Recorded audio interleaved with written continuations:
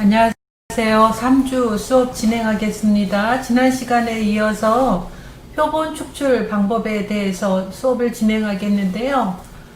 여러분들이 처음 접하는 부분이죠. 논문을 이제 써보지 않고 진행을 해서 어려운 감이 없지 않아 있습니다. 그래서 여러분, 제가 참고로 봤던 논문을 같이 가지고 오셔서 보시는 게 좋을 것 같습니다. 그래서 우리 지난번에 봤던 내용 중에 이제 중요한 거를 한번 언급을 하면, 여러분은 논문 쓰는 거 아니니까 용어만 정리해서 보시면 됩니다.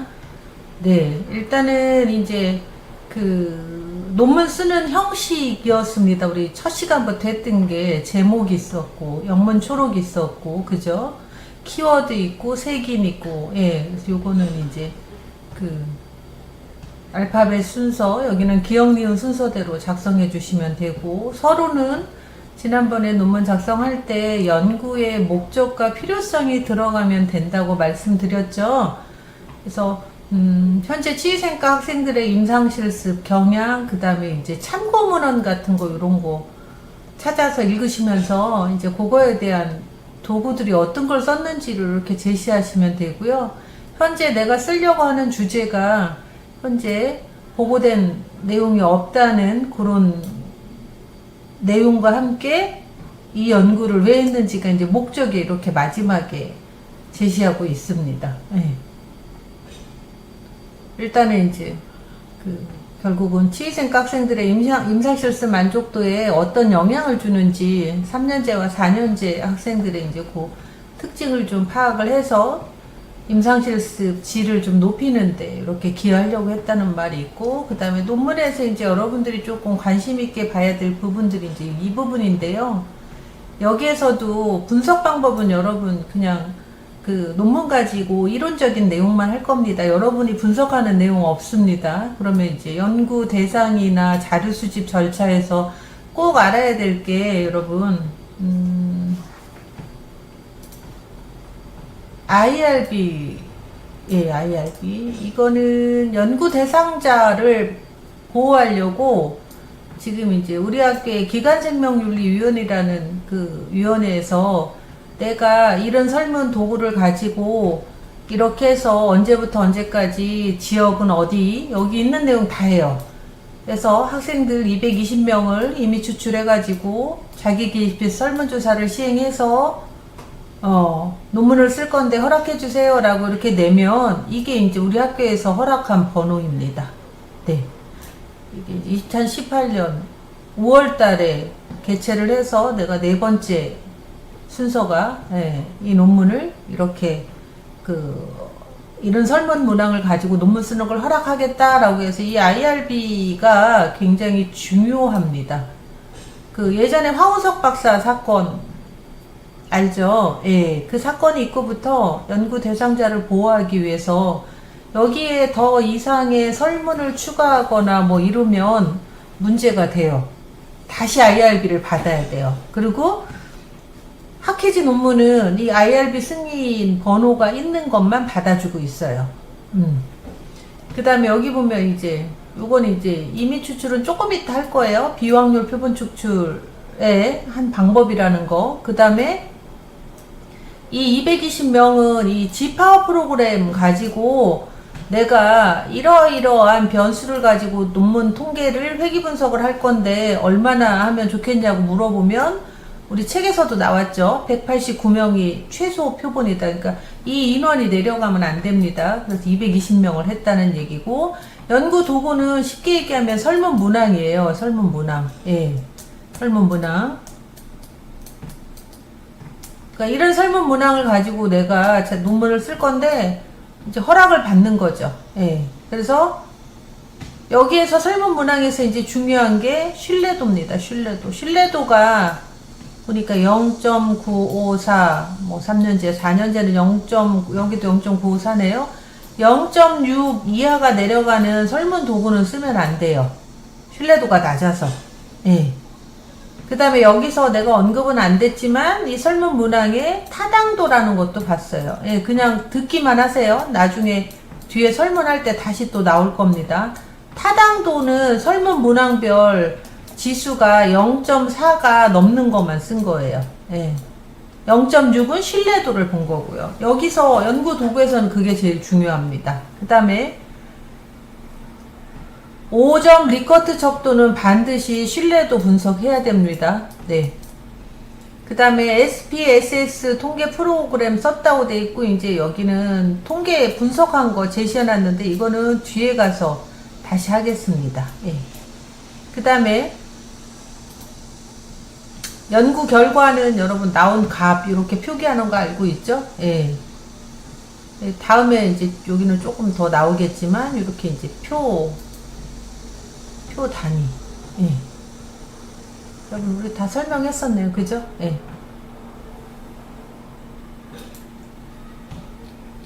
연구 결과는 이렇게 정리하시면 되고, 그 다음에 총괄 고찰에는 어떤 내용 들어가야 돼? 연구 성적에 있는 거를 갖다 놓고, 딴 사람하고 내 연구하고 비교 분석하는 거예요. 그래서 처음 쓰는 사람들이 어렵다고 하는데 어렵지 않습니다. 예, 이제 익숙해지면 괜찮아요. 그 다음에 이제 꼭 써야 될 게 연구 제한점. 그죠? 문제점. 그 다음에 이 연구가 어떤 게 잘 됐냐, 의의. 그 다음에 추후 연구는 뭐를 써야 될까. 그 다음에 여기는 이제 제언입니다. 예, 제언. 이런 것들을 꼭 써줘야 되고, 그 다음에 결론에 보면 요점 정리죠. 요점 정리예요. 요 결론 한 장을 가지고 앞에 앱스트랙터 영문 초록을 만드는 겁니다. 그 다음에 참고문은.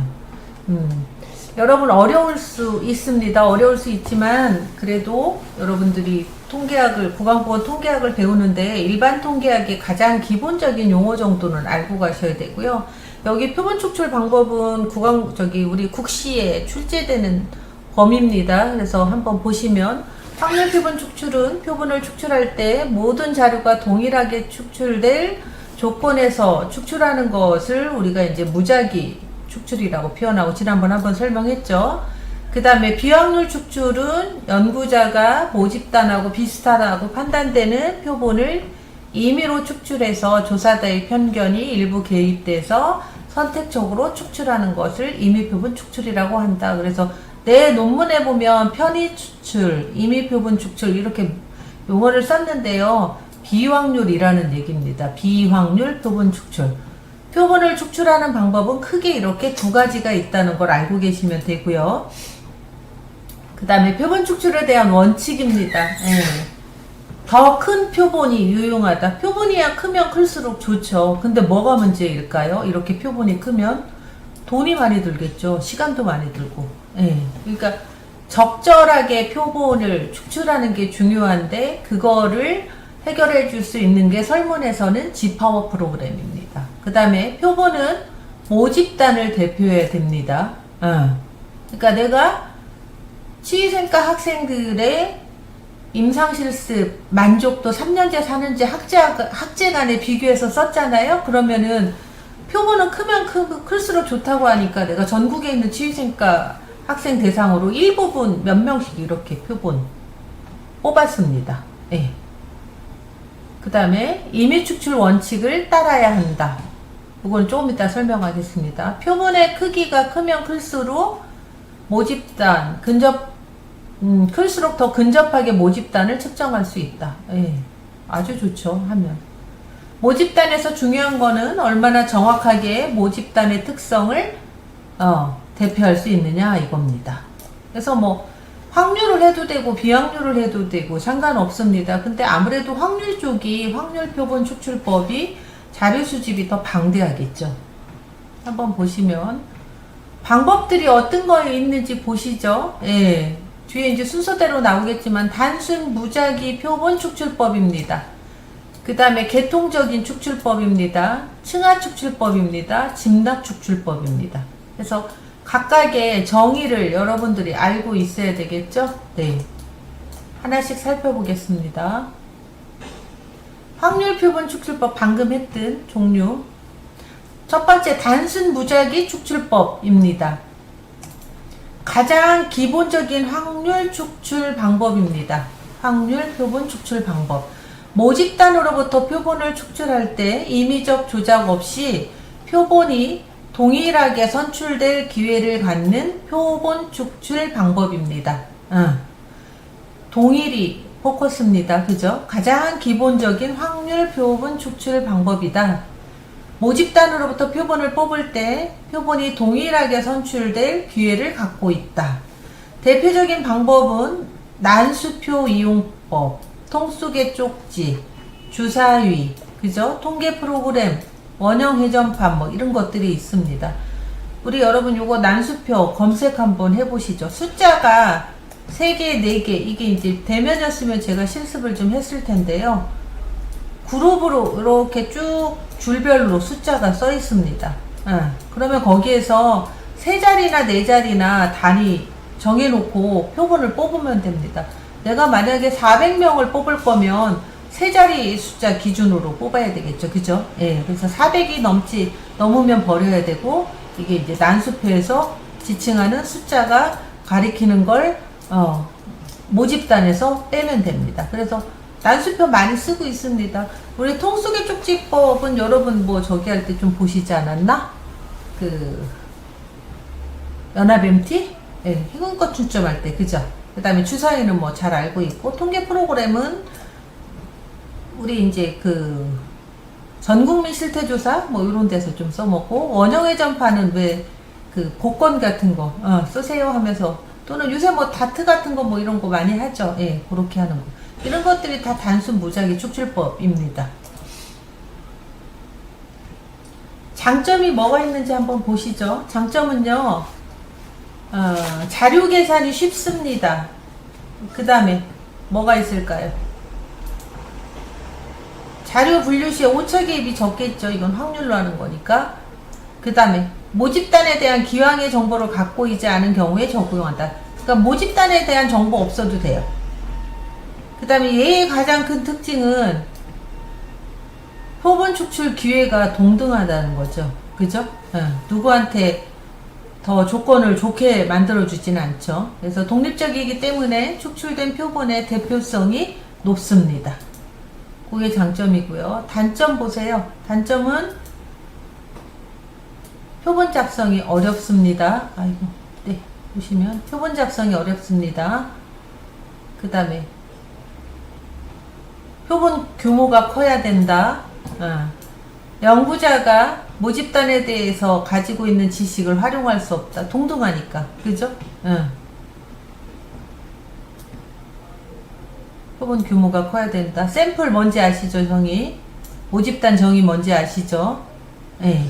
동일한 크기의 표본인 경우에는 층화 축출에 비해서 표본 오차가 크다. 예. 표본 축출 오차가 크다. 그러면 이제 섞어서 사용할 수도 있고요. 그거는 이제 층화는 조금 이따 설명하겠습니다. 네.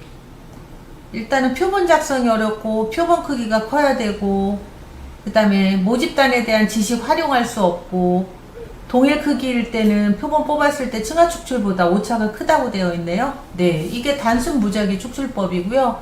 아까 말씀드렸던 종류입니다. 단순 무작위. 우리 가장 이제 보편적인 게 난수표, 아까 숫자 그렇게 0에서 9까지 적혀있는 숫자를 각 숫자가 나오는 비율이 같도록 무질서하게 배열한 표입니다. 예, 통계조사에서 표본을 무작위로 가려낼 때 또는 암호를 작성하거나 해독할 때 쓴다. 그래서 표본 뽑을 때 난수표에서 2자리나 4자리 숫자, 그러니까 내가 500명을 할 거냐 뭐 1000명을 할 거냐에 따라서 이거는 자릿수는 결정하시면 됩니다. 예. 그죠? 예, 2자리가 될 3자리가 될 수도 있고 4자리가 될 수도 있고, 예. 이렇게 배열하고 있습니다. 그래서 적당한 방법으로 첫 번째 숫자 선택하면서 가로로 가든 세로로 가든 비스듬히 가든 배열되어 있는 그 숫자가 차례로 이렇게 배열되어 있어서 나중에 결과값 따져보면 정확하게, 예, 오차 범위 넘어가지 않습니다. 그래서 여러분 정의 정도는 알고 있는 게 좋을 것 같고요. 이거는 그래서 단순 무작위 축출법에 난수표 가지고 자료 수집하면 표본을 뽑으면 확률이 이제 95% 범주에 있어서 오차가 없다는 얘기입니다. 어느 방법으로 하든. 우리 통 속에 있는 쪽지 이용하는 거 우리 아까 설명했습니다. 그래서 한번 그거 읽어보시고, 주사위도 마찬가지고요. 통계 프로그램 마찬가지고요. 원형 회전판도, 그죠? 네. 그 다음에 두 번째가 계통적인 축출법입니다. 모집단을 구성하는 구성 요소들을 일정한 주기성을 갖고 표본을 선정하는 방법입니다. 자연적인 순서, 일정한 질서에 따라 배열된 목록에서 K번째 요소를 축출해서 표본을 형성하는 표본 축출 방법. 그래서 모든 표본 축출 단위들 중 일정한 간격을 두고 K번째마다 표본을 뽑는 것을 이야기합니다. 내가 대면 수업할 때 여러분 질문할 때 항상 계통적인 축출법을 쓰거든요. 뭐가 있을까요? 오늘 해당하는 날짜. 그럼 오늘이 며칠이에요?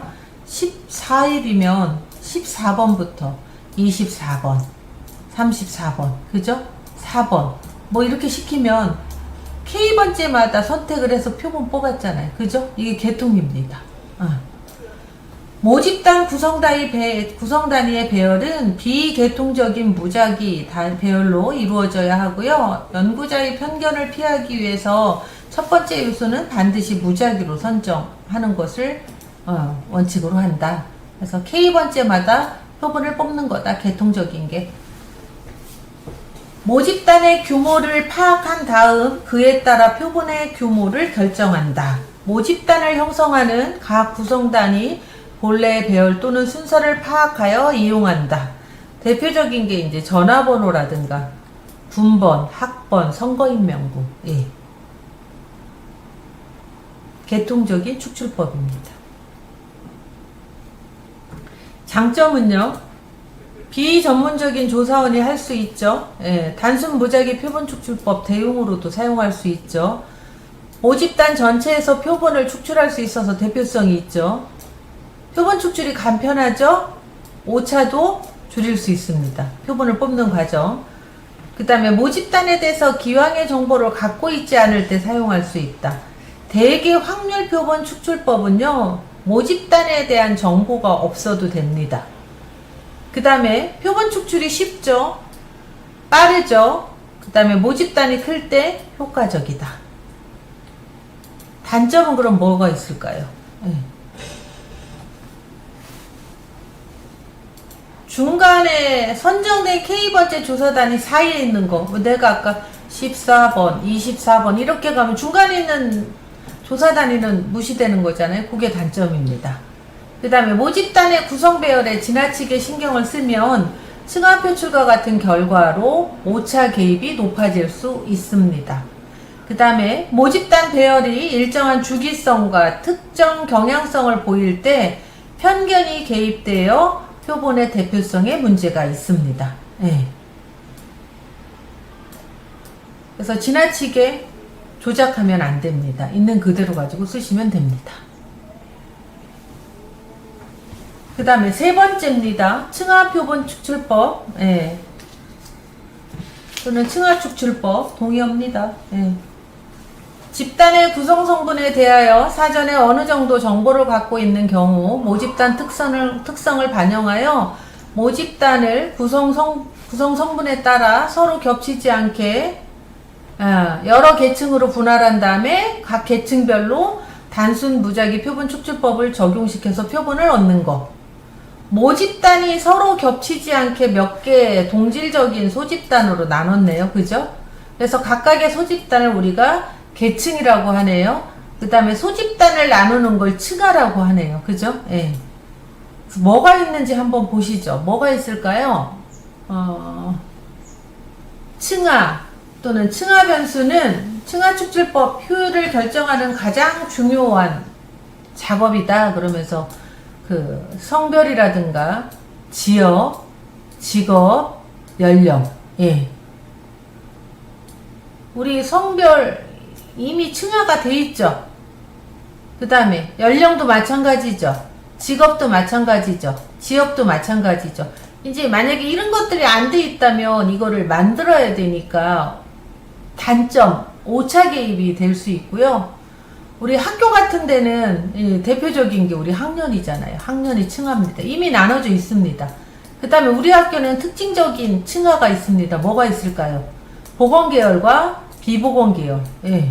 아주 대표적인 그 층화죠. 그죠? 예. 논문 쓸 때 편하잖아요. 보건계열 학생과 비보건계열 학생들의 구강건강, 인식도 아니면 구강건강 실태 뭐 이렇게 해서 논문 작성하기가 굉장히 쉽습니다. 이미 표본이 그렇게 돼 있기 때문에. 여기 보면 중학생 1, 2, 3학년 학생 여기 이거 나누는 게 이미 층합니다. 그죠? 300명을 대상으로 치아후식 경험들을 조사할 경우에 학년별, 성별 기준으로 하고자 한다. 그러면 이제 각각의 50명씩 무자익비로 축출한다. 그래서 표본할 때 표본을 축출할 때 한 가지만 쓰는 게 아니라 이렇게 두 가지 방법을 병행해서 써도 잘못된 거 아닙니다. 예. 그래서 여기는 층하와 무작위, 예? 그죠? 두 가지가 썼습니다. 그래서 여러분들은 여기서 공부하실 때 각 정의와 뭐 장단점은 당연히 보셔야 되고요. 뭐를 보셔야 될까요? 예시문 들어놓은 걸 가지고 좀 이해를 하면 좋지 않을까요? 네. 축출 방법은 모집단을 몇 개의 계층으로 층화한다. 각 계층에서 원하는 표본수를 배분해 단순 확률 축출을 실시한다. 아까 우리 앞에서 얘기했잖아요. 뭐 했어요? 지금 이건 이미 층화이고, 그죠? 얘는요, 단순 무작위. 두 가지 이용해서 표본을 뽑았습니다. 어려운가요? 예, 책에 있는 내용만 하시면 됩니다. 장점 보시죠. 이미 나눠놨으니까 비용이 적게 들겠죠. 자료 분석이 쉽고, 단순 무작위 표본 축출보다 신뢰성이 높은 추정치를 구할 수 있다. 이미 내가 힘 안 들이고 나눠놨으니까요. 신뢰성 있죠. 그 다음에 이제 그런 것들이 없을 때 층화를 내가 하면 이제 잘못됐을 때 큰 오차 있을 수 있고, 이제 되도록이면 모집단의 각 계층별 특징을 알고 있으면 더 좋습니다.